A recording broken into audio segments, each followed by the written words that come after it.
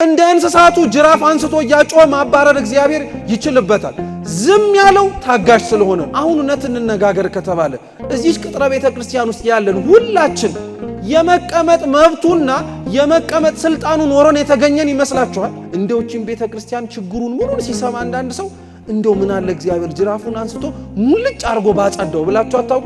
ይጸዳ ስትሉ መጸዳትም እንኳን ሰው ቤተ መቅደስ ውስጥ ሊማር፣ ሰው ቤተ መቅደስ ውስጥ ሊጸልይ፣ ሰው ቤተ መቅደስ ውስጥ ከእግዚአብሔር ጋር ሊገናኝ ይመጣል እንጂ ሌላውን ነገር ሊያደርግ አይመጣም። ቤቴ የጸሎት ቤት ይባላል እንጂ የወንበዴዎች ዋሻ አደረጋችሁት ወይም የንግድ ቦታ አደረጋችሁት ሲባል ይሄ ጥቅስ የተጠቀሰው ለካህናት ይመስላል። አሁን እየጾም ነው ያለው ጾም የእግዚአብሔር ጾም ነው የኛ ጾም? እኛ በራሳችን ባሻልን መልኩ እኮ ነው እየጾም ነው ያለው። እኔ ባለፈው ዓመት እስከ 12 ጾም ያለው ይህን ዓመትም የሚከብደኝ አይመስለኝም እንላለን።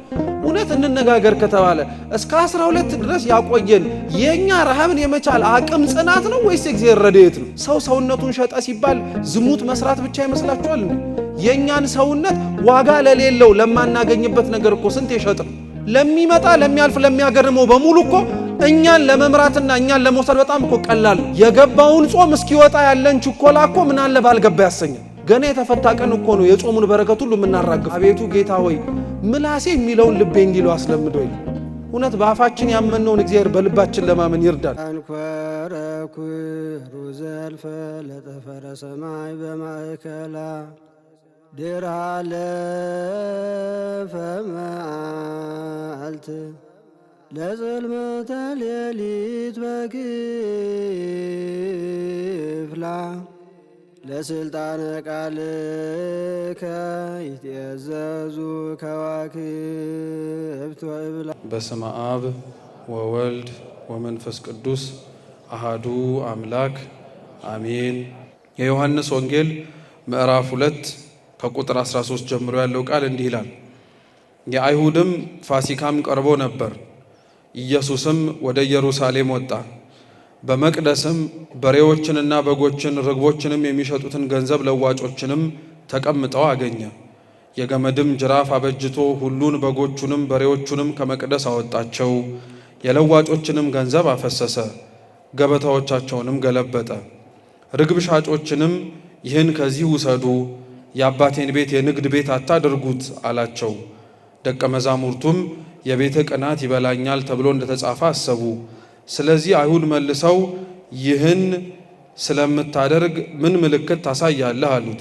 ኢየሱስም መልሶ ይህን ቤተ መቅደስ አፍርሱት፣ በ3 ቀንም አስነሳዋለሁ አላቸው።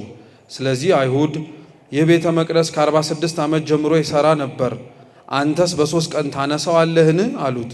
እርሱ ግን ስለ ሰውነቱ ቤተ መቅደስ ይል ነበር ይላል። ስለ ቃሉ የአምላካችን የልዑል እግዚአብሔር ስም የተመሰገነ ይሁን። ይህን ሁሉ ለማስታወስ እንዲረዳን የምንመርጠው ርዕስ ለመማማር ቁጥር 16 ላይ ያለውን ነው። ይህን ከዚህ ውሰዱ እስኪ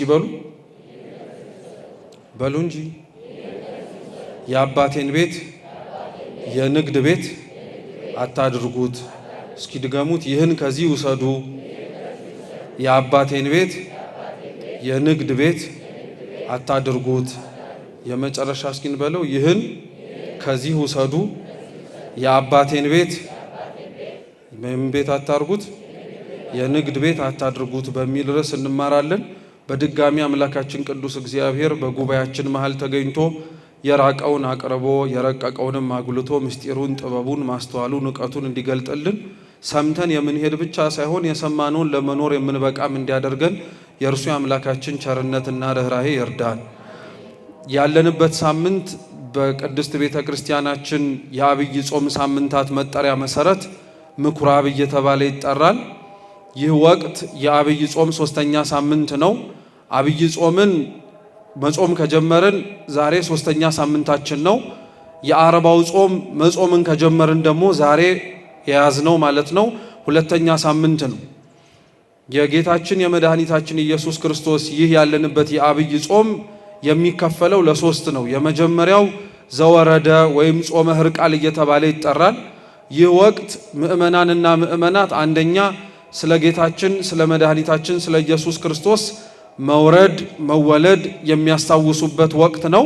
ወረደ ተወለደ ሳይባል ጾመ ጸለየ ለማለት ስለማያመች አባቶቻችን አስቀድመው ዘወረደ ብለው ሰርተውልናል። ይህ ሳምንት ደግሞ ለአርባው ጾምም የመዘጋጃ ሳምንት ነው። ምናልባት ክርስቲያኖች መዘጋጀት ኖሮባቸው ሳይዘጋጁ ሰውነታቸውንና ሐሳባቸውን ሕሊናቸውን ለጾሙ ራሳቸውን ዝግጁ ማድረግ ተጠብቆባቸው ዝግጁ ሳይሆን ቢቀሩ ይህንን ሳምንት የአርባው ጾም ሳይጀምር እንዲዘጋጁበት ቤተክርስቲያን ታደርጋለች። ሁለተኛው የአብይ ጾም ክፍል ደግሞ ከጾመ ቅድስት ወይም ከሰሙነ ቅድስት አንስቶ እስከ ሆሳዕና ያለው ወቅት ነው። ይህ ወቅት ደግሞ የአርባው ጾም እየተባለ ይጠራል። ጌታችን ኢየሱስ ክርስቶስ ወደ ገዳመ ቆሮንቶስ ገብቶ የቆየበት ማለት ነው። የመጨረሻው የአብይ ጾም ሶስተኛው ክፍል ደግሞ ጌታችን ኢየሱስ ክርስቶስ ተነሳ ከሙታን መካከል ከማለታችን አስቀድሞ ታመመ፣ ሞተ፣ ተቀበረ ማለት ይቀድማልና ሕማሙን ጭንቁን የምናስታውስበት ሰሙነ ሕማማት ነው። በጥቅሉ ግን እነዚህን ሶስቱንም የአብይ ጾም ክፍሎች አንድ ላይ ጨምቀን የአብይ ጾም ብለን እንጠራዋለን። ጾም በቅድስት ቤተ ክርስቲያናችን አስተምህሮ በሰዋሰዋዊ ወይም በመጽሐፍ ቅዱሳዊ አሊያም በመዝገበ ቃላታዊ ፍቺው ብንተረጉመው ለተወሰነ ጊዜ ለተወሰነ ሰዓት ከተወሰኑ ምግቦች እንዲሁም ደግሞ ከተለያዩ ጾሙን ሊያገድፉ ከሚችሉ ነገሮች መከልከልና መታቀብ ጾም እየተባለ ይጠራል። መጽሐፈ መነኮሳት ግን በጥቅሉ ጾም ብሎ የሚጠራው ስለ እግዚአብሔር ተብሎ የሚተው ማንኛውም አይነት ነገር ሰው ጾም ብሎ እንዲወስደው ይናገራል። ስለዚህ አንድ ሰው ጾሙ በምግብ ብቻ ላይሆን ይችላል። ከምግብ መከልከል አንደኛው የጾም አይነት ነው እንጂ ብቸኛው አይደለም። ለምሳሌ በዚች ሰዓትና በዚች ቅጽበት ሰውነታችን ከሚኖርበት ወይንም ደግሞ መቀመጥ ከሚፈልግበት ቦታ አንስተ ነው መቀመጥ የሚያስፈልገው የእግዚአብሔር ቤት ደጅ ስንጥለው ሰውነታችን እየጾመ ነው ማለት ነው። ሰው ክፉ ሊሄድበት ካሰበበት ቦታ ተከልክሎ መልካም ወደ ማድረግ ወደሚችልበት ቦታ ሲሄድ እግሩ እየጾመ ነው ማለት ነው። ሰው ክፉ ሊያደርግ ከሚችልበት ከእጆቹ ከልክሎ መልካም ነገርን ለማድረግ ሲያለማምደው እጁ እየጾመ ነው ይባላል።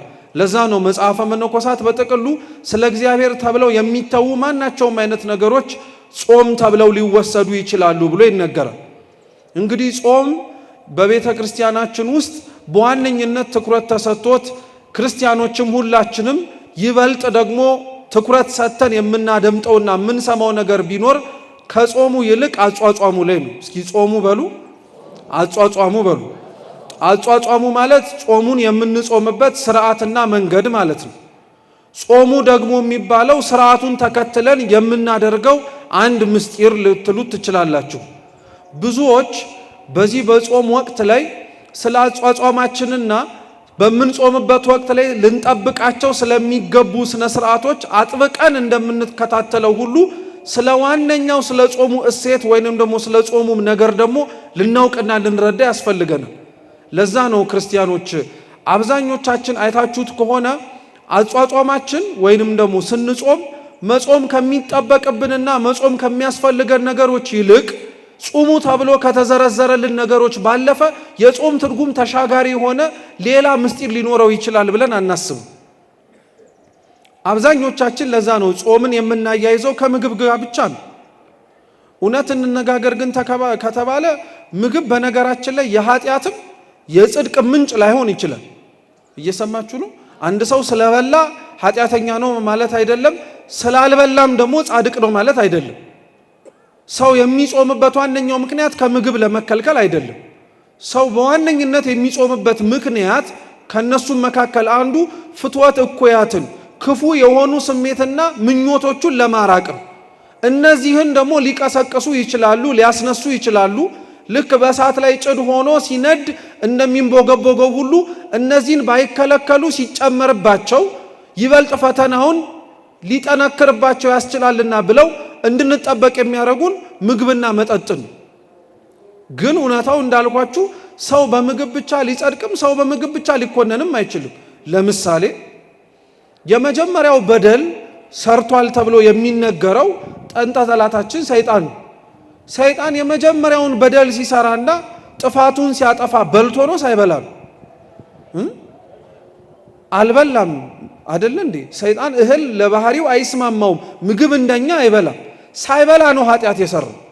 ስለዚህ ሰው ሳይበላ ስለዋለ ብቻ እና ከምግብና ከመጠጥ ስለተከለከለ ብቻ መልካም የሆኑ ነገሮችን ሊሰራ ካልቻለ ጽድቅ ሆኖ ሊቆጠርለት እንዴት ይችላል? ሰው ለዛ ነው ማስታወስ ያለበት ነገር ክርስቲያኖች ከእግዚአብሔር ፊት ቆመን የሚያስመሰግነንና ዋጋችንን የሚያሰጠን ያልሰራናቸው ኃጢአቶች ሳይሆን መስራት የሚጠበቅብን ጽድቆች ናቸው። ሰው ብዙ ጊዜ ከጾም አይታችሁት ከሆነ ከኃጢአት ይጠበቃል፣ ግን ጽድቅ አይሰራም። ሰው ብዙ ጊዜ ላይ ከምግብ ይከለከላል፣ ግን ያልበላውን ምግብ አይሰጠው። ሰው ብዙ ጊዜ ላይ ከውሃም ይከለከላል፣ ግን ያልጠጣውን ውሃ ለተጠማ ሰው አይሰጠው። ስለዚህ እንዴት ብሎ ሊጸድቅበት ይችላል? ይህ ሰው ከኃጢአት ብቻ እየተከለከለ ነው እንጂ። በእኛ በሰው አንጻር ደግሞ ብትመለከቱት ወይም ወደኛ ወደ ሰው ልጆች ብታመጡት ደግሞ የሰው ልጆችስ መጀመሪያ የበደሉት በልተው ነው ብትሉ አይደለም። አዳምና ሔዋን እግዚአብሔርን መሆን ትችላላችሁ ትሆናላችሁ ተብለው በሉ እንጂ ገና ሳይበሉ ይሄንን እንሆናለን ብለው አልወደቁ። እየሰማችሁ ነው? አሁን ልዩነት አለው ማለት ነው። የአዳምና ሔዋን በደል መንስኤ የሆነው ቅጠሉን በልተው ከዛ በኋላ ወደ ሰውነታቸው ሲያስገቡት ብቻ አይደለም፣ ገና ሲነሳ ሐሳቡን ራሱ ለመስማት ጆሮአቸውን መክፈታቸውም ጭምር፣ ጆሮአቸው ስላልጾመ ማለት ነው። ለዛ ነው ሊቁ ቅዱስ ያሬድ ጾም ማለት ከምግብና ከውሃ ሆድን መታቀብ ብቻ ሳይሆን ዓይንም እንዲጾም፣ ጆሮም እንዲጾም፣ አንደበትም እንዲጾም፣ እግርም እንዲጾም፣ እጅም እንዲጾም ያዛል። አሊያ እነዚህን ነገሮች ሰው ማጾም ካልቻለ በእነዚህ በአንዱ ሊወድቅበት የሚችልበት መነሻ ምክንያትም ይሆናል። ከምግብና ከመጠጥም የምንከለከለው ለዚህ ነው። እነዚህ ነገሮች ምክንያት ሆነውብን እኩያት ፍትወታትን ቀስቅሰውብንና አስነስተውብን ወዳልሆነ መንገድ እንዳንሄድ እንጾማለን። በዚህ ጾም ወቅት ላይ ነው ክርስቲያኖች በተቻላቸው አቅምና በተቻላቸው ሁኔታ ጾሙን በተቻላቸውም ልክ ከምግብና ከመጠጥ ባለፈና በተሻገረ መጠን ራሳቸውን ከሚወዱትና ደስ ከሚያሰኛቸው ነገሮችም ጭምር እንዲከለክሉት ይደረጋል። ለምሳሌ ለአንዳንዶቻችን ምግብና መጠጥን መከልከል ጾም ላይ መስለን ይችላል። ለዛ ነው ሥርዓተ ቤተ ክርስቲያን ላይ ቀኖና ካህናተ ቤተ ክርስቲያን እንዲሰጡ ከሚደረግበት ነገሮች መካከል ለባለጸጋና ለድሃ ተብሎ ይነገራል። እየሰማችሁ ነው? አሁን ለምሳሌ ለባለጸጋ መጽውት ተብሎ ቀኖና ይሰጠው። ምክንያቱም ምን ስላለው የሚሰጠው ገንዘብ አለ። ለኔ ቢጤ ወይንም ደግሞ ለድሃ ጹም ጸልይ ተብሎ ላይጨመርበት ይችላል። ምክንያቱም እህል ሳያጣ ሳይበላ መዋል ማደርን ይህ ሰው ለምዷልና። ስለዚህ ተገላቢጦሽ ነው የሚሆነው። በገንዘቤ እወጣዋለሁ ያለውን ጹም ጸልይ ይባልበታል። በመጾም በመጸለይ አልፈዋለሁ ያለውን የኔ ቢጤ ደግሞ ከተሰጠህ ምጽዋት ላይ ቆርሰህ ደግሞ አንተም መጽውት ይባላል። አያችሁት? ስለዚህ ከሚወዱትና ከሚፈልጉት ነገር ራሳቸውን እንዲያቀቡ እንዲከለከሉ ይደረጋል ማለት ነው። በዚህ ሳምንትም በነገራችን ላይ በሰሙነ ምኩራብም ስሙ ምኩራብ ይባል ታሪኩ ከቤተ መቅደስ ጋር ይያያዝ እንጂ ቤተ ክርስቲያን አሁንም በዚህም ሳምንት የምታስተምረው ስለ ጾም ነው። የምታስተምርበት አውድና መልኩ ነው እየተቀየረ የሚመጣው። ለምሳሌ በዚሁ በመጀመሪያው ባነበብነው ክፍለ ምንባብ ላይ ልብ ብላችሁ ሰምታችሁ ከሆነ ቁጥር 13 እንዲህ የሚለው የአይሁድም ፋሲካ ቀርቦ ነበር ይላል። እስኪ የአይሁድ ፋሲካ በሉ፣ ድገሙት። ፋሲካ ማለት ፓስካ፣ ፓስኦቨር፣ መሻገር ማለት ነው። ሲጀመር የአይሁድ ፋሲካ የሚባል በዓል ሲጀመርም የለም። ፋሲካ የሚባለው በዓል ባለቤቱ እግዚአብሔር ነው እንጂ አይሁድ አይደሉም። ታስታውሱ ከሆነ ኦሪት ዘጸአት ከምዕራፍ 12 ጀምሮ ስናነብ አምላካችን ልዑል እግዚአብሔር በግብፅ ባርነት ይሰቃዩ የነበሩ እስራኤላውያንን በተለያዩ መቅሰፍቶች የፈርዖንን ልብ እንዲሸበር እንዲደነግጥ ብቻ ሲሆን ተሰብሮ እግዚአብሔርንም ጭምር እንዲያመልከው አድርጎ ነበር። ለዛ ነው የፈርዖን የመጨረሻው መቅሰፍት ሞተ በኩር ነበር። ልክ ልጁ ሲሞትበት ያ አልሰበር ያለው ልቡ ወዲያውኑ ተሰበረ። ይዛችሁልኝ ሁሉንም ነገር ውጡ አለ። በዚህ ጊዜ ላይ ግን አምላካችን ልዑል እግዚአብሔር ከግብፅ ሕዝቡ እንዲወጡ ሲያዝ አብሮ ያዘዛቸው ነገር ቢኖር በግ አርደው እንዲበሉ፣ በጉንም አርደው የበሉበትን ያቺን ዕለት ፋሲካ ብለው እንዲጠሩ ተናግሯቸዋል። እየሰማችሁ ነው? ፋሲካ ብሎ ጠርቶላቸዋል ዕለቱን። የበሉትን በግ ደግሞ የፋሲካው በግ ብሎላቸዋል። ስለዚህ በዓሉ የነሱ በዓል አይደለም እላችሁ ፈልጌ ነው። በዓሉ የእግዚአብሔር ነው። ስያሜውንም የሰጣቸው እግዚአብሔር ነው። ግን እዚህ ምንባብ ላይ ሲነበብ ሰምታችሁ ከሆነ የአይሁድም ፋሲካ ቀርቦ ነበረን ያለው ወይስ የእግዚአብሔር ፋሲካ ነው ያለው? አዎ አባቶቻችን ሲያስተምሩ ምን ይላሉ መሰላችሁ? እግዚአብሔር ለሰው ልጅ ይከብርበት ዘንድ የሰጠውን ማናቸውንም አይነት ነገር ስርዓቱን ጠብቆና መደረግ ባለበት መልኩ የማያደርገው ከሆነ ምንም እንኳን እግዚአብሔር ሰጥቶት የሱ ቢሆንም በሰጠው ሰው በናቀው እንዲጠራ ያደርጋል ይላል። አይገርማችሁም? በዓሉ የሱ ነው። እሱ እንዲያከብሩት በፈለገበት መልኩ ስለማያከብሩት የአይሁድ በዓል አለላቸው። ጾምም በነገራችን ላይ ለክርስቲያኖች በዓል ነው። ፍሪዳ አርደን ስጋ ጠብሰን ጠጅ ቀድተን አናክብረው እንጂ አጽዋማት ሲገቡ ክርስቲያኖች የሚቀበሉበት መንገድ ልክ በዓል ሲመጣ እንደሚቀበሉበት መንገድ ነው። ቅበላ የምንለው በነገራችን ላይ ጽንሰ ሐሳቡ እኮ ጾሙን ለሚያመጣልንና ለሰጠን ለእግዚአብሔር ምስጋናም ጭምር ነው። በነፍስም በስጋም የምንገናኝበት ወይም የምንዘጋጅበት። በዓሉን በስነ ስርዓት ስላላከበሩለት ግን ይህ በዓል እኔ ቢሆንም የሰጠዋችሁ ከዚህ በኋላ ግን በስነ ስርዓት እናንተ እስከምታከብሩት ድረስ የኔ በዓል ሳይሆን የሚባለው የአይሁድ ፋሲካ ተብሎ ይጠራል። ይሄ በነገራችን ላይ እውነት ወደ ራሳችን ራሱ መልሳችሁ ብታዩት አሁን እየጾም ነው ያለው ጾም የእግዚአብሔር ጾም ነው የኛ ጾም ነው? እኛ በራሳችን ባሻልን መልኩ እኮ ነው እየጾም ነው ያለን። ሳምንታቱንም እኛ በፈለግነው መንገድ ለማሳለፍ እንሞክራለን እንጂ እኮ ይህች የተሰበሰብንባት ቅድስት ቤተ ክርስቲያናችን እግዚአብሔርን ሊያስደስተው የሚችለውን ነገር እንድናደርግን የምታዘን። ዘወረደ የሚባለውን በጾሙ የመጀመሪያው ሳምንት በዓሉን ስናከብረው እንድናከብርበት የተፈለገበት መንገድ ጌታ ወረደ ተወለደ ብለን እንድናልፈው ብቻ አልነበርም። አምላካችን መድኃኒታችን ኢየሱስ ክርስቶስ የወረደው እኛን ወደ ላይ ሊያወጣን። ለዛ ነው አረጋዊ መንፈሳዊ ሲናገር አምላክ ሰው የሆነው ሰውን አምላክ ሊያደርገው ነው ይላል። እስኪ አምላክ በሉ። ሰው የሆነው ሰውን አምላክ ሊያደርገው ነው። ምን ማለት መሰላችሁ? አምላክ ሰው የሆነው ሰውን አምላክ ሊያደርገው ነው ማለት እሱን የምናመልክ ሰዎች በሙሉ እንደሱ አማልክት እንድንሆን እንድንመለክ ሊያደርገን ነው ለማለት አይደለም። አንድ የሚመለክ በባህሪው በስልጣኑ ማንም ሊደርስበት ሊተካከለውም የማይችል ብቸኛው አምላክ እርሱ ብቻ ነው። እኛን ግን ሰው የሆነበት ምክንያት አማልክት ሊያደርገን ነው ማለት ምን ማለት መሰላችሁ? አማልክት ሲበዛ ነው። በነጠላ አምላክ ነው። መነሻ ግሱ መለከ ነው፣ ገዛ ማለት ነው። እስኪ መለከ በሉ። መለከ ማለት ገዛ ማለት ነው። አምላክ ማለት ገዢ ማለት ነው። አማልክት ማለት ገዢዎች ማለት ነው። አምላክ ሰው የሆነው ገዢው ሰው የሆነው የተገዙትን መግዛት እንዲችሉ ነው እንደማለት ነው። እኛ እንድንገዛቸው እንድንሰለጥንባቸው እግዚአብሔር አምላክ ብዙ ያዘዛቸው ነገሮች አሉ። ለምሳሌ ሰው ከእግዚአብሔር ጋር ካለው ቅርበት፣ ሰው ከእግዚአብሔር ጋር ካለው አንድነት ጋር እየጨመረ እያደገ እግዚአብሔርን በጽድቅ እያስደሰተው ኃጢአትን ከሰውነቱ እያራቀ ሲመጣ አምላክ በባህሪው የሚገዛቸውን ነገር እርሱ በጸጋ በስጦታ እንዲገዛው ይፈቅድለታል። ለምሳሌ እግዚአብሔር አምላክ ለፀሐይና ለጨረቃ ምናቸው ነው? ገዣቸው ነው። ፀሐይን በቀን እንዲሰለጥን ጨረቃና ከዋክብትን በሌሊት እንዲሰለጥኑ አድርጎ የገዛቸው ያዘዛቸው ማን ነው? እግዚአብሔር ነው። መዝሙር 135 ላይ ልበ አምላክ ቅዱስ ዳዊት ይናገራል እኮ ለፀሐይ ቀንን ያስገዛላት ለጨረቃና ለከዋክብትም ሌሊትን ያስገዛላቸው አንዱ እግዚአብሔር ብቻ ነው። ሰዎች ግን በቅድስና ከእግዚአብሔር ጋር አንድ እየሆኑ ሲመጡ የወረደውን አምላካቸውን ተመልክተው እነሱም ደግሞ ከወረደው አምላካቸው ጋር አብረው ወደ ላይ ወደ ሰማያት በቅድስና ከፍ እንላለን ማለት ሲጀምሩ እግዚአብሔር በጸጋ የሚገዛቸውን ነገር ለነሱ በጸጋ ይሰጣቸዋል። እሱ በባህሪ የሚገዛቸውን ይቅርታ ለነሱ በጸጋ ይሰጣቸዋል። እንዳልኳችሁ ነው። ፀሐይና ጨረቃ የሱ የሚገዛቸው ነገሮች ናቸው። ግን መጽሐፈ ኢያሱ ላይ ለፀሐይ የምትገዛ ለእግዚአብሔር የምትገዛው ፀሐይ ኢያሱ ሲያዛት አልሰማን? ሰምተናል። በገባኦን ሰማይ ላይ ፀሐይን እንዳትገባ ኢያሱ ገዝቶ አቁሟት ነበር። ይህን ማድረግ የቻለው ለምን ይመስላችኋል? የወረደውን አምላካችን ጌታችን ኢየሱስ ክርስቶስን አይቶ ነው እንዳትሉ፣ ኢያሱ በነበረበት ዘመን ላይ አምላክ ሰው አልሆነም። በደንብ አድርጋችሁ ስሙ ክርስቲያኖች።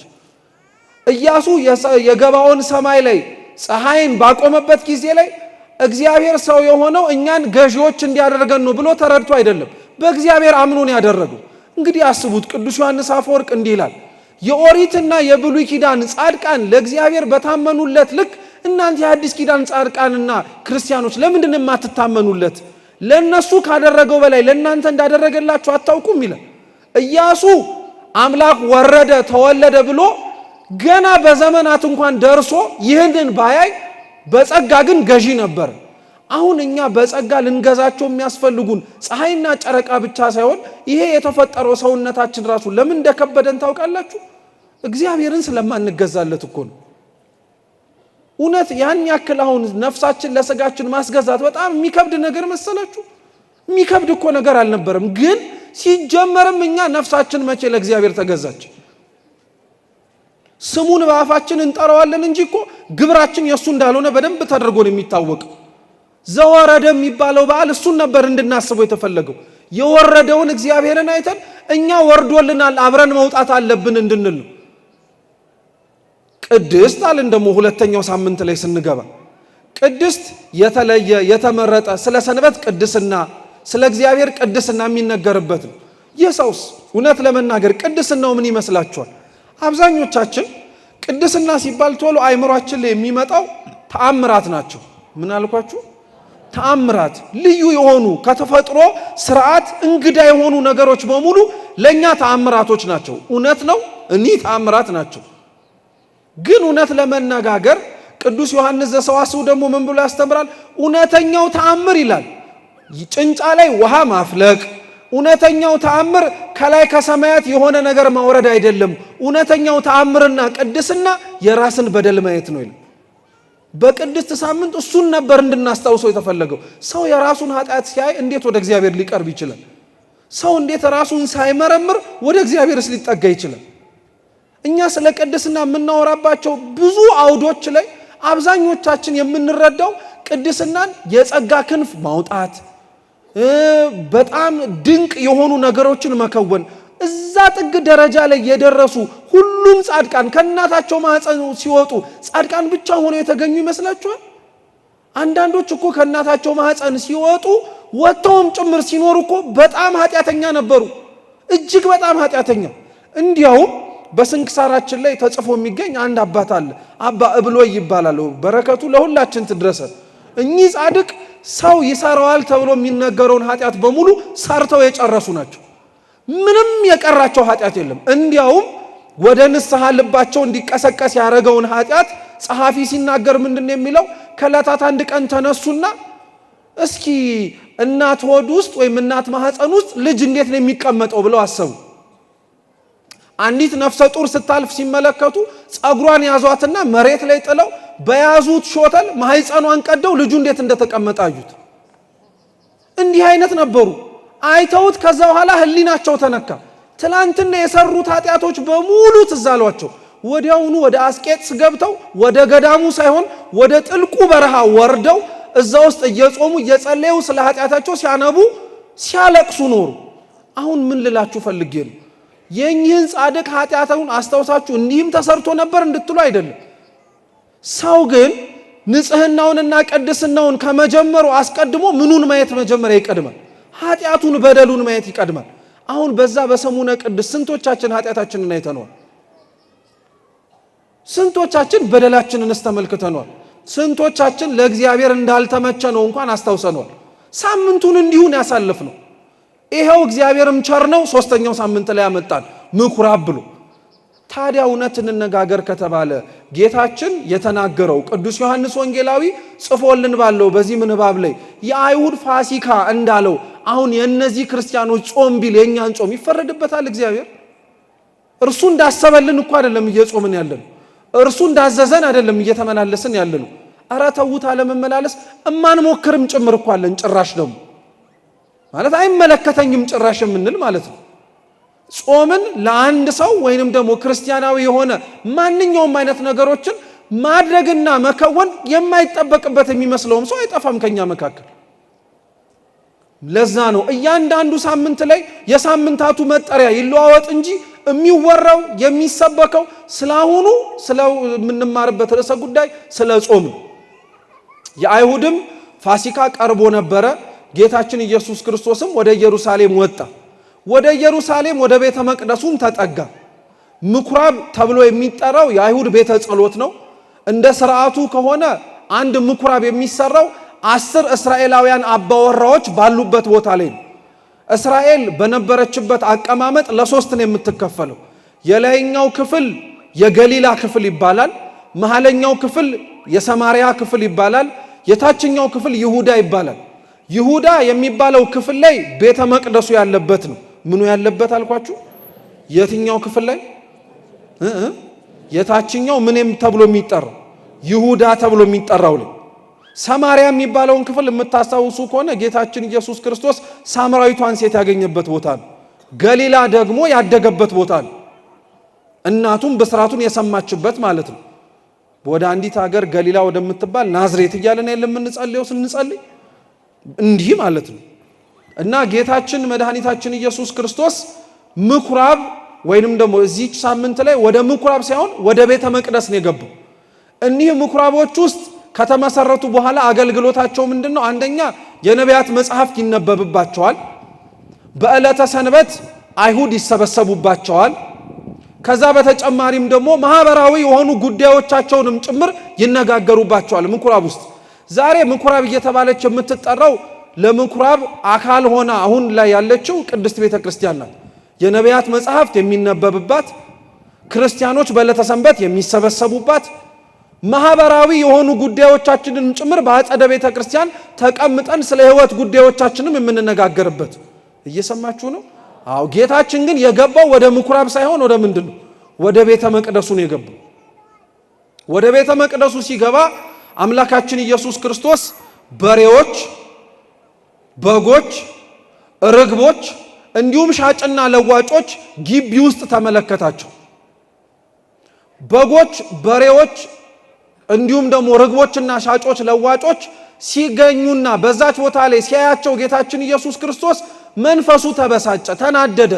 ምክንያቱም ቤቱ ለዚህ ዓላማ የተዘጋጀ ስላልነበረ ነው እንደሚነበበው።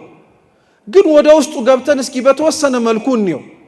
እውነት እንነጋገር ከተባለ በጎቹ፣ በሬዎቹና ርግቦቹ ቤተ ክርስቲያን አካባቢ ወይም በቀደመው ቤተ መቅደሱ አካባቢ መኖር ነበረባቸው አልነበረባቸውም ብትሉ ነበረባቸው።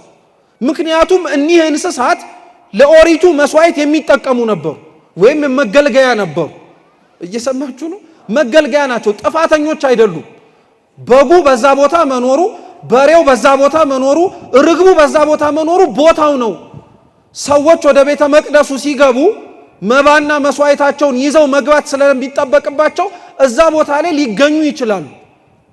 ችግሩ ምን መሰላችሁ? አይሁድ ወይንም ደግሞ ቤተ መቅደሱ ዙሪያ ላይ የነበሩ አማኞች እነዚህን እንስሳት ያስቀመጡበት ዋነኛው ዓላማ ሰዎች ወደ ቤተ እግዚአብሔር ይዘውት ሲመጡ ባዶ እጃቸውን መግባት የለባቸውም ብለው ከማሰብ ከቅንነት የመነጭ አይደለም። ብዙ ሰው ወደ ቤተ መቅደሱ በጊዜው ሲመጣ ዙሪያው ላይ ባለበት ቦታ ላይ ብቻ አይደለም የሚመጣው፣ ከሩቅም የሚመጣል እና ከሩቅ ለእግዚአብሔር ስዕለቱ ደርሶለታልና የድህነት መስዋዕትና ሌሎችም በኦሪቱ መሰዋት ያለባቸውን መስዋዕቶች ለማድረስ እንስሳቶችን ይዘው ሲመጡ አንዳንዶቹ ከመንገድ ብዛት የተነሳ ይከሱ ነበር፣ ይጠቁሩ ነበር፣ ይጎሳቆሉ ነበር። እና ምን ያደርጉ ነበረ? ልክ እንስሳቶቻቸውን ይዘው ወደ እግዚአብሔር ቤተ መቅደስ ተቀበሉን ብለው ሲያመጡ እንዴት እንደዚህ አይነት እንስሳት ይዘህ ትመጣለህ? እንዴት የከሳ ነገር ታመጣለህ? እንዴት የጠቆረ ነገር ታመጣለህ? እንዴት ለእግዚአብሔር እንዲህ አይነቱን መስዋዕት ታቀርብለታለህ? በፍጹም ይሄማ አይገባም ይሉ። ታዲያ መፍትሄው ምንድነው ሲሏቸው አንተ ያመጣውን 2 በሬ በእኛ 1 በሬ እንለውጥ ይሉታል። ሁለቱን ተቀብለው አንዱን ይሰጡታል። እኒህ ሰዎች ታዲያ እየለወጡ ነው ማለት ነው። እዛ ቦታ ላይ የዘረጉት ምንም አይነት ነገር ለራሳቸው ጥቅም ማግኛ ነው እንጂ እግዚአብሔርን የሰበሰቡት ወይንም ደግሞ አምላካቸውን ለማምለክ የመጡትን ሕዝብ ምንም የሚጠቅም አልነበር። ግን ጌታችን ምን አደረገ? በሬውን፣ በጉን፣ ርግቡን፣ ሻጮችና ለዋጮችን ከተመለከተ በኋላ ይህን ከዚህ ውሰዱ፣ ቤቴ የጸሎት ቤት ነው እንጂ የነጋዴዎች ቦታ አይደለም አታድርጉት አለና ጅራፍ አንስቶ ማባረር ጀመረ። ማባረር በጀመረበት ጊዜ ላይ ያባረረው ሰዎቹን አይደለም እንስሳቱን ያባረረው። እውነት ግን ጥፋተኞቹ እንስሳቶቹ ናቸው ሰዎቹ ናቸው? ሰዎቹ ናቸው። ግን እንስሳቱን ያባረረው ለምን? ሐሳቡን እንድንረዳው ወደ ኦሪት ዘፍጥረት ምዕራፍ 3 ልውሰዳችሁ። በገነት መካከል ኮቴውን እያሰማ መጣ። አሁን ጅራፍ እያጮኸ ነው። ድሮ ግን ኮቴ እያሰማ ነበር የመጣው። እንዳይፈሩ እንዳይደነግጡ ተመልክቶ ገባ። አገኛቸው።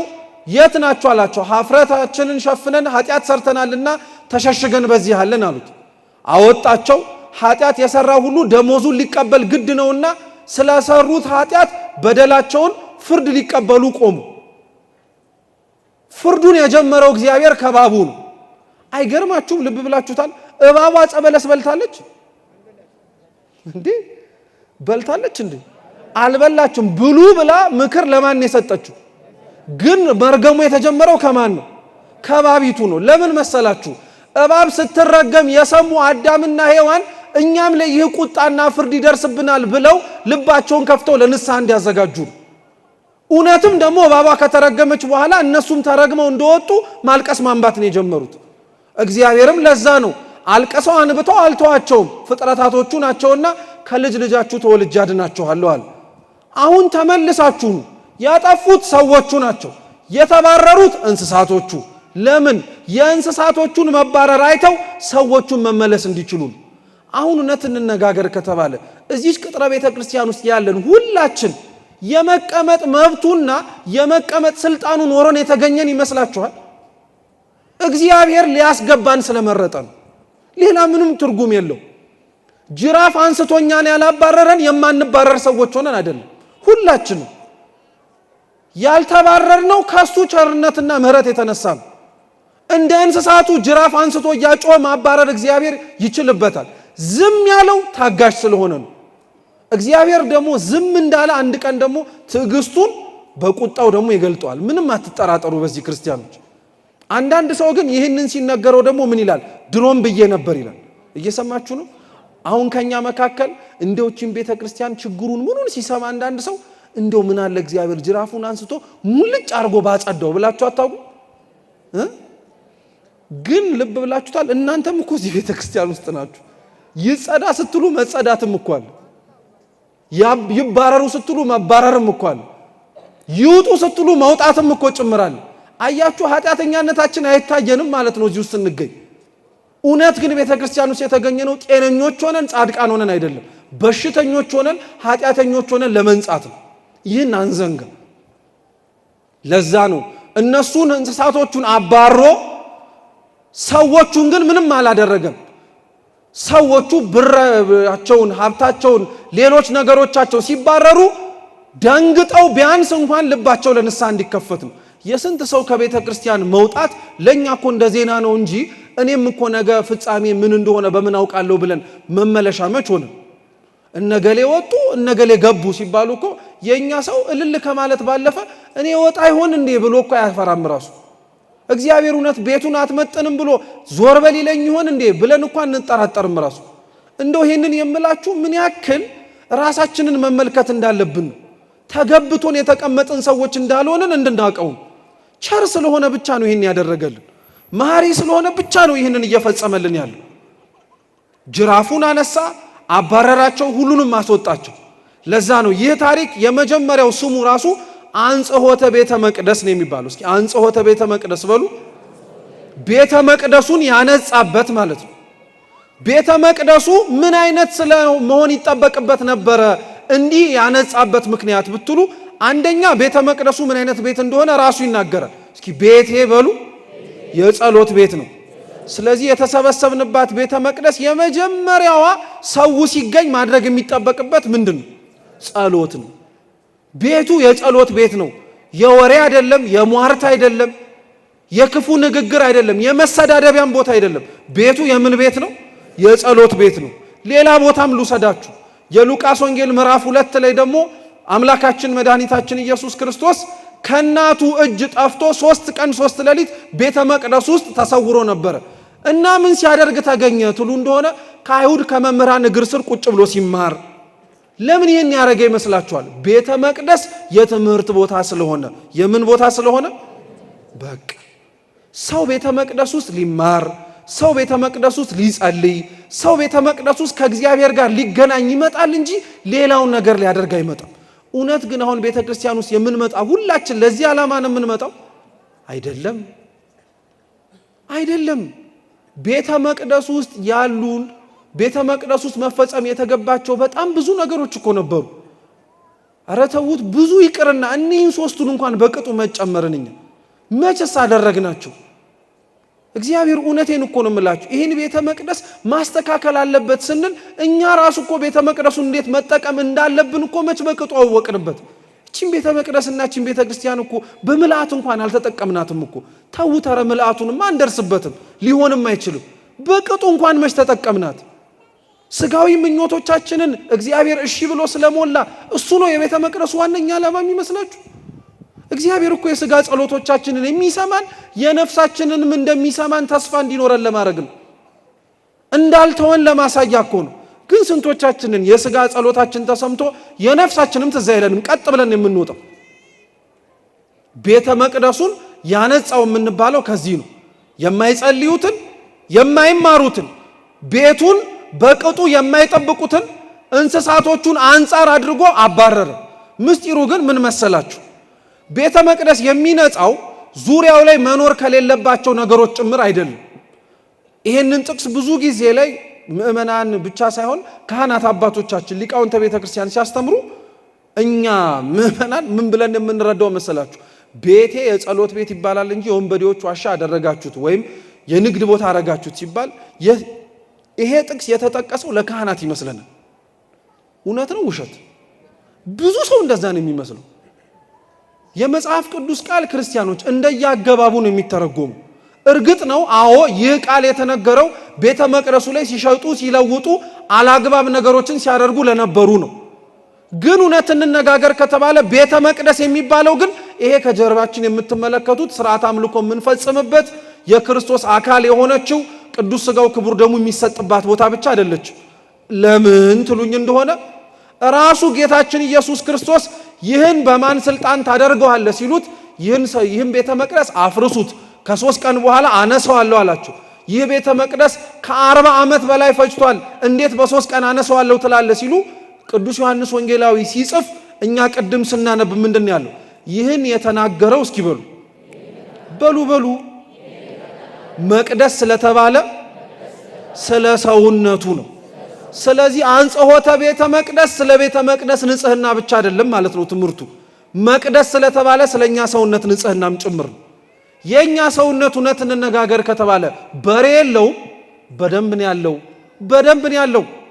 ሊቃውንት በሬ ምንድነው ትሉኝ እንደሆነ ይላሉ፣ በሬ ማለት ተጠምዶ የሚታረስበት ነው። በሬ ማለት ተጠምዶ መሬት እያለሰለሰ የሚሄድ እንስሳ ነው። በሬ ማለት ይህ ብቻ ግን አይደለም። በሬ ማለት ጽናትና ጥንካሬም ያለው። እንደነዚህ አይነቱን በሬዎቹን አባረረ ማለት ምን ማለት መሰላችሁ? ጥንካሬ አለን ብለው በራሳቸው ጉልበት የሚተማመኑትን እንደነዚህ አይነቱን ከቤተ መቅደስ ከተባለ ከሰውነታቸው አንጹት ማለት ነው። ስንቶቻችን ጾሙን በራሳችን ትጋት ተማምነናል እኮ። እኔ የባለፈው ዓመት እስከ 12 ጾም ያለው ይህን ዓመትም የሚከብደኝ አይመስለኝም እንላለን። እውነት እንነጋገር ከተባለ እስከ 12 ድረስ ያቆየን የኛ ረሃብን የመቻል አቅም ጽናት ነው ወይስ የእግዚአብሔር ረድኤት ነው? የእግዚአብሔር ረድኤት እኮ ነው። እውነት እኛ ግን አልመሰለንም። በቃ ካቻምናም ካረግነው ይሄን ዓመት ለምን ይከብደናል እንላለን። በሬ የተባለ በራስ የመተማመን ነገር በዚህ ጾም መውጣት አለበት ማለት ነው። እየሰማችሁ ነው አይደል? ሁለተኛው በግ ነው። እስኪ በግ በሉ። እኛ ሰውነት ውስጥ በግ የለም ትሉ እንደሆነ በደንብ በግ ብቻ ሳይሆን በጎች ነው ያሉት እኛ ጋር። በግስ የምን መገለጫ ነው? በግ ሞኝ ነው። በግ የዋህ ነው። እንዲሁ ዝም ብሎ የሚነዳ ነው። እኛ ዝም ብለን አልተነዳንም። ለሚመጣ ለሚያልፍ ለሚያገርመው በሙሉ እኮ እኛን ለመምራትና እኛን ለመውሰድ በጣም እኮ ቀላል ነው። በግ የሚሰደደው በግ ከመንጋው ተለይቶ የሚሄደው የተሻለ ሳር ፍለጋ ነው። እኛስ የተሻለ ሳር አሳይተውናል ብለን ያመናቸውን ሰው በሉት ምን በሉት እግዚአብሔርን ትተነው አልኮበለልም እንዴ? በግ ነው መራቅ ያለበት ከሰውነት። ቤተ መቅደስ የተባለ ሰውነታችን መንጻት ያለበት ከእንዲህ አይነት ከበግ ነው። እየሰማችሁ ነው አይደል? ርግብስ ምን ማለት ነው? ከበግና ቢያንስ ከበሬ እችኛዋ ትለያለች። ምን የምታረግ ናት? ትበራለች። እየሰማችሁ ነው አይደል? አዎ፣ ርግብ ደግሞ ትበራለች። ርግብን ከሰውነታቸው አውጡ ደግሞ ማለት ምን ማለት ነው? መቼም ርግብ ማረፊያዋ አንድ ይሁን እንጂ ፈልፍያለው ብላ ጫጩት ጥያለው ብላ እዛ ያለችበት ቦታ ላይ የሚቀልበኝ ሰው ይመጣልኛል ብላ ተማምና ቁጭ ትላለች ወይስ ከአንድ ቦታ ወደ ሌላ ቦታ እየሄደች ትፈልጋለች? እየተዘዋወረች ትፈልጋለች አይደል? ርግብ የሚባለው ደግሞ የሐሳባችን መበታተን። በዚህ ጾም ውስጥ እንደኛ ሐሳቡ የተበተነ የለም። በደንብ እንደ ርግብ እምነቱ አንዴ ከእግዚአብሔር አንዴ ከሰው አንዴ በራሱ ላይ አንዴ በቅዱሳኑ ላይ የታመነ የለም አለ። ቤተ መቅደሱን ክርስቶስ ያነጻበት ጅራፍስ ምን ይመስላችኋል? ጅራፍ መቼም ከተጎነጎነ በኋላ በእጃችሁ አርጋችሁ አታጮሁትም። እንጨት አለው አይደለም? እንጨቱ መስቀል ነው። ጅራፉ የመንፈስ ቅዱስ ስልጣን ነው። እንዲህ አይነቱን ነገሮች ከሰውነታችሁ እንደ በሬ ጉልበት አለኝ ማለታችሁን፣ እንደ በግ ሞኝ ሆናችሁ ማንም የሚነዳችሁ መሆናችሁን፣ እንደ ርግቧ ሐሳባችሁ አንዴዚህ አንዴዛ የሚሆነውን እናንተ በጉልበታችሁ አታወጡትም። አንዱ ክርስቶስ መጥቶ በመንፈስ ቅዱስ ጅራፍ በመስቀሉ ጠርቆ ወደ ኋላ ካላረቀላችሁ በቀር እያለ እኮ ነው። እውነት ነው። በዚህ ጾም እኛን የከበዱን ብዙ ነገሮች አሉ እኮ። ሰዓቱ አይደለም የከበደን፣ መቆየቱ አይደለም የከበደን፣ ሌሎች ነገሮቹም በጾም ውስጥ አርጓቸው የምንባሉ አይደለም። እውነት ጾሙ ውስጥ ማራቅ ያለብን ብዙ ነገሮች ግን ከብደውናል። ያለ መንፈስ ቅዱስና ያለ ጌታችን የኢየሱስ ክርስቶስ መስቀል ሊርቁልን ያልቻሉ አልቻሉልን። ሌላውስ ምን ማለት ነው? አንጽሖተ ቤተ መቅደስ ሶስተኛው ትርጉም የኦሪት ቤተ መቅደስ ነው ያለበት ቤተ መቅደስ ክርስቶስ በሬውን፣ በጉን፣ ርግቡን እያባረረ ሲወጣ መስዋዕተ ኦሪት አልፋለች። የሐዲስ ኪዳን መስዋዕት የኔ ስጋና ደም ነው ከዚህ በኋላ እዚህ ቤተ መቅደስ በሚታነጸው ቦታ ላይ የሚፈሰው ብሎ ለመናገር ጅራፍ አንስቶ እንስሳቱን አባረረ። አዎ የሐዲስ ኪዳን አሁን የተሰበሰብንባት ቤተ መቅደስ ሰው ለስለቱ ስለተሰማለት ደስታውን ለእግዚአብሔር ለመግለጥ እንስሳት ይዞ ይመጣል እንጂ እነዛን እንስሳት ቤተ መቅደስ እንደ ኦሪቱ ይሰዋሉ እንዴ? አይሰውም። ቤተ መቅደስ ውስጥ የሚፈሰው ደም የሚቆረሰው ስጋ የማን ነው? የአምላካችን የኢየሱስ ክርስቶስ ነው፣ የሌላ አይደለም። ቤተ መቅደሱን አንስቶ ማንጻቱ ይሄ ነው። ሌላው ግን የኦሪቱ ቤተ መቅደስ ውስጥ እነዚህን እንስሳት ሲያባርር እንስሳቱን ብቻ አይደለም እንዲወጡ የፈለገው ይላል አንድ ሊቅ ደግሞ በሬው አንደኛ ቆሮንቶስ ምዕራፍ 9 ላይ ባለው ምስጢር ያስተሳስሩትና በሬዎቹ የሐዋርያት ምሳሌ ናቸው ይላሉ። የማ ምሳሌ? የሐዋርያት ምሳሌ ናቸው። ሐዋርያት ልክ እንደ በሬዎቹ የክርስቶስን መከራ መስቀል ቀንበር ከጀርባቸው ተሸክመው እያረሱ ንጹሕ ዘር ወንጌልን ይዘሩ ነበር። እኒህ ሐዋርያት በኦሪቱ ቤተ መቅደስ አልተፈለጉም ነበር። ስለዚህ የሚፈልጋችሁ የሐዲስ ኪዳኑ ቤተ መቅደስ አለና ውጡ ብሎ አስወጣቸው። እየሰማችሁ ነው? ጥሩ። በጎቹስ እነማን ናቸው? በጎቹ ደግሞ ጻድቃን ናቸው፣ ቅዱሳን ናቸው። በግ ጥቅሙ ምንድነው ብትሉ ስጋው ይበላል፣ ቆዳው ደግሞ ምን ይደረጋል? ጻድቃንስ እንዲህ አይደሉ? ስለ ክርስቶስ ሲሉ ደማቸውን የሚያፈሱ ስለ ክርስቶስ ሲሉ ቆዳቸውን አሳልፈው የሚሸረከኩ አልነበሩም ነበር? እንዲህ አይነቶቹን ናቸው። እናንተም ውጡ እያለ ነው። ስሙ በደንብ። ርግቦችስ እነማን ናቸው? የመንፈስ ቅዱስን ጸጋ የተላበሱ ጻድቃን፣ እነሱንም ውጡ አለ። ዓላማው ከኦሪቱ ቤተ መቅደስ ሽሹ ለማለት አይደለም፣ ይህን ጽድቅ ይዛችሁ ውጡ ለማለት ነው። ታዲያ እውነት ለመናገር እኛ ከጾሙ ውስጥ ገብተን ይዘን የምንወጣው ጽድቅ ይኖር ይሆን? ገና የተፈታ ቀን እኮ ነው የጾሙን በረከት ሁሉ የምናራግፈው። ስለዚህ እውነት መጾማችንን ማየት አለብን ማለት ነው። ለዛ ነው ጌታችን ኢየሱስ ክርስቶስ ይህን ከዚህ ውሰዱ አለ። ብዙ ከቤታችን ከተባለ ከመቅደስ ከሰውነታችን በዚህ ጾም መውጣት ያለበት ነገር አለ። ብዙ ነገር እነዚህን ነገሮች ነው። ይህን ከዚህ ውሰዱ፣ ቤቴ ሰርቼ የሰጠዋችሁ ባደራ እናንተ ተሸክማችሁት የምትዞሩት መቅደሱ ይሄ እናንተ ሰውነት የኔ የጸሎት ቤት ነው አለ ክርስቶስ። እኔም ማርፍበት ቦታ ነው። በሬውን አባሩት፣ ሁሉን ነገር አስወጡት አለ። እኛ ግን እውነት ለመነጋገር ከተባለ በዚህ ጾም በሬውም በጉም የምንበላቸውን እንስሳቶች አፋችን ጾመው እንጂ እኮ ልባችን ተሸክመዋቸዋል በደንብ አድርገው። ገና ጾም ውስጥ ሆኖ እኮ ስለ ፍስኩ የሚያስብም አይጠፋም እኮ በእርግጠኝነት ሲታረድ እያለ የሚያወራ ማለት ነው። ምንም ጥርጥር እኮ የለውም። ሁላችንም እንዲህ ስለሆንን ነው። የገባውን ጾም እስኪወጣ ያለን ችኮላ እኮ ምን አለ ባልገባ ያሰኛል። ያለን ጉጉት ምን አለ ባልመጣብን የሚያሰኝ። ለዛ ነው አፋችን እውነት የሚናገረውና ልባችን የሚናገረው ለየቅል ነው። አባ ጴሜን የሚባል ጻድቅ እንዲህ ይላል፣ አቤቱ ጌታ ሆይ ምላሴ የሚለውን ልቤ እንዲለው አስለምደው ይላል። እውነት በአፋችን ያመነውን እግዚአብሔር በልባችን ለማመን ይርዳል። ልባችን ሌላ ነው የኛ። አፋችን ነው ጾምን አጾምን እንዲያረግን የምንለው እንጂ ልባችን እንደው በተፈታ አቤት ስቃዩ አቤት ጭንቁ እያልን የምንሆን። ቅዱስ አትናቴዎስ ደግሞ እንዲህ ብሎ ይናገራል። ሰውነታችሁ የተባለ የጸሎት ቤትን እግዚአብሔር ያርፍበት ዘንድ እባካችሁ ጠብቁት ይልና እንዲህ ይላል። አንድ አፍ ኖሮት በሉ እንጂ 2 ጽዋ መጠጣት የሚችል ከናንተ መካከል ማን አለ? እውነት ነው እኮ። እስኪ ሞክሩት ቤታችሁ። 2 ብርጭቆ በአንድ አፍ መጠጣት ይቻላል?